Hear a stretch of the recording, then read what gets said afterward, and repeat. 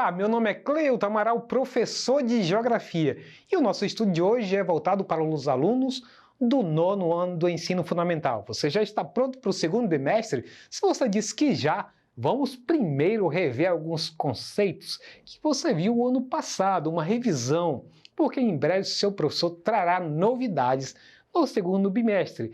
E o nosso tema de hoje é desenvolvimento científico e tecnológico nos espaços urbanos e rurais, parte 2, que na aula passada já havíamos dado uma introdução sobre esse assunto. Então, olha só, Milton Santos enfatiza a constante modernização e tecnização. O que é tecnização aí no caso? É a transformação de um meio manual em meio técnico da agricultura como um aspecto que aproxima o campo da cidade. E aí você vê uma ilustração aí do arado da terra em tempos primitivos, e aí você vê uma máquina de semeadura pneumática nos tempos atuais. Claro que existem vários modelos e cada um com os seus preços e capacidades de fazer a semeadura no solo. O fato é que você vai perceber que à medida em que também o campo se moderniza, ele se torna também dependente dos insumos que a cidade oferece, mas não pense que o meio rural é totalmente dependente da cidade, porque, na verdade, em muitos casos, as duas se confundem, porque são empreendimentos e corporações que estão presentes no meio rural. E as características desse meio rural, em muitos casos, se assemelham ao meio urbano, embora não sejam ambientes urbanizados. Parece complexo, mas ele realmente tem uma diferença. Os aspectos continuam sendo rurais, apenas algumas características de urbanização que estão presentes lá, mas são apenas alguns aspectos. E aí Santos também atribui maior relevância à cidade como condicionante das transformações socioespaciais no meio rural. Ao ponderar, olha o detalhe, a agricultura moderna, a base de ciência, tecnologia e informação demanda um consumo produtivo cuja resposta imediata deve ser encontrada na cidade próxima. Vejamos então essa dinâmica importante, que tem tudo a ver com o conteúdo que estamos estudando, que é o que a cidade oferece, o que a cidade leva para o campo, que tem exatamente sempre essa dinâmica de ida e volta, que é exatamente investimento em tecnologia, que sai da cidade para o campo, e o campo, em função disso, vai ter maior produtividade, a produção vai ser muito maior, e que vai demandar novamente a aquisição de novos equipamentos, aquisição de equipamentos mais sofisticados, mais tecnológicos, e outras formas de investimentos em serviço também, que estão contidos na cidade. Muitas das vezes migram para o campo para poder contribuir com essa produção, depende, seja lá qual for. E aí, nesse sentido, além de a cidade ter um papel relevante no tipo de produção agrícola, ao demandar determinados produtos, em função das técnicas disponíveis para a produção, armazenamento, acondicionamento e circulação do que é cultivado no campo, influencia as formas de trabalho, produção e comercialização no meio rural. Olha só a influência que a cidade provoca lá no campo. Repetindo, ela pode influenciar nas formas de trabalho, ou seja, que tipo de trabalho vai ser direcionado para o meio rural e que tipo de trabalho também na cidade é criado alguns escritórios para dar suporte a essa agricultura ou esse setor agropecuário. Então, determina a forma de trabalho, a forma de produção, porque dependendo de como o preço dos produtos no mercado internacional estão alto ou baixo, pode influenciar inclusive na mudança radical do modo de produção que está no campo. Uma certa vez assisti na televisão que um grande fazendeiro agrícola mandou cortar 100 mil pés de laranja, porque no momento o produto que estava em evidência, em preço subindo cada vez mais, era a cana-de-açúcar. Inclusive, até hoje, ela é responsável por uma parte nos combustíveis, junto com a gasolina, né? Além da própria produção de açúcar. Então, aquilo foi um absurdo ver aquela imagem. 100 mil pés de laranja foram eliminados por tratores para poder buscar uma outra maneira de ganhar dinheiro. Então, também influencia no modo de produção lá do meio rural. E a comercialização no meio rural. Que preço dá para esses produtos e se isso pode fazer com que aumente mais o interesse de continuar produzindo aquilo ou feche de vez a possibilidade de continuar ainda cultivando aquele tipo de cultura. E aí nós temos na figura a demonstração do processo que vai desde a colheita número 1, em segundo, o armazenamento em silos, depois levado para a fábrica, as fábricas, a partir daí, mandam para os supermercados e nós, como mercado consumidor, é a ponta final do processo. Então, quase todos os produtos passam por essas etapas aí.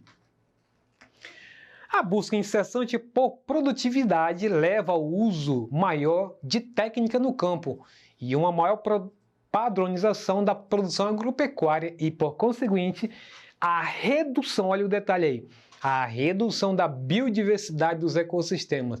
Em outras palavras, o interesse de ganhar mais, de fazer com que a terra devolva ainda mais um retorno maior do que está sendo semeado no local, está sendo cultivado, faz com que também ocorra uma redução da biodiversidade. Por quê? Porque outras frentes, outras áreas, muitas das vezes são desmatadas para dar conta disso. Então, ao pautar-se no lucro ilimitado, a lógica do mercado global ignora e compromete a riqueza natural dos ecossistemas mundiais. E aí nós temos o caso também dessa relação, digamos assim, essa troca, essa dinâmica entre cidade e campo. A gente percebe isso principalmente na questão dos defensivos químicos. Que aí, olha só o exemplo do milho. No milho, o não controle da doença pode reduzir a produção nacional em 40%. A menor oferta aumentaria os preços de milho em 13,6%. Sem o controle da ferrugem asiática na soja, a área necessária para a produção desse mesmo volume aumentaria em 11 milhões de hectares. Para o país, implicaria na queda de 30% em volume exportado, equivalente à perda de 4,5 bilhões de dólares. Quero aqui deixar bem claro que não estou fazendo aqui defesa de defensivos químicos, apenas estou dizendo que essa é a dinâmica atual que existe no campo, que ainda depende muito disso para manter a produtividade, para se manter competitiva em relação a outros países que também produzem grãos, por exemplo. Quem sabe se futuramente a gente não sai dessa e não passa a ter uma produção muito mais saudável para a população. E aí tem um dado importante aí que a gente deve observar. Plantas e animais já não são herdados das gerações anteriores, mas são criaturas da biotecnologia. As técnicas a serviço da produção e da armazenagem, do transporte, da transformação dos produtos e da sua distribuição responde ao modelo mundial. Ou seja, até então tudo que dependia da reprodução animal, por exemplo, e vegetal, no campo, em tempos passados, era o próprio homem do campo que tinha domínio sobre tudo. Hoje em dia, muitas das plantas, inclusive, elas não têm sementes, elas já nascem híbridas. Então é preciso o agricultor, o grande fazendeiro, comprar essas sementes das grandes multinacionais, né? Então, e essas sementes já vêm totalmente tratadas com agrotóxicos para não ter problema dessa semente ser comida por algum tipo de inseto. Então isso é uma maneira de também domínio do campo e o campo depender da cidade em relação a esse tipo de ciência e tecnologia e aí essa relação urbano e rural. Então seja a inseminação artificial ou até mesmo as mutações que acontecem nas plantas para elas serem mais resistentes às pragas, tudo isso é um domínio hoje dos laboratórios que muda totalmente uma dinâmica que se conhecia dos nossos antepassados.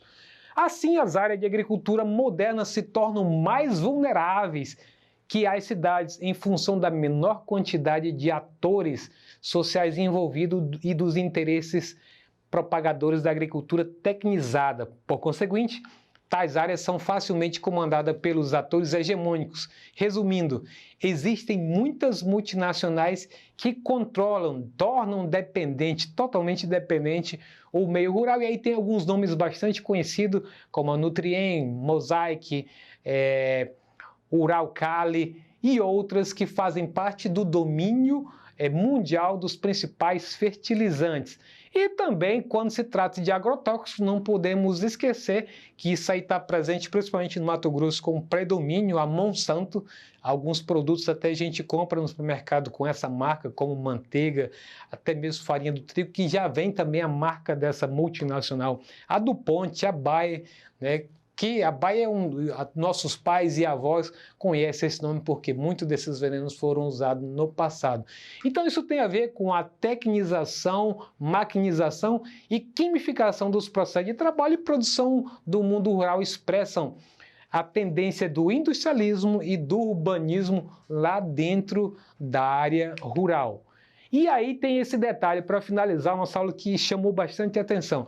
Essa valorização do rural pela sociedade urbana é chamada de revitalização dos espaços rurais e por causa de renascimento do rural. Outro autor a destacar uma nova vitalidade social do rural é Mendel, pois hoje o rural é capaz de atrair a juventude a oferecer espaços e ocasiões de lazer e, sobretudo, alternativas profissionais locais. Então, com isso, vamos lá para o nosso exercitando.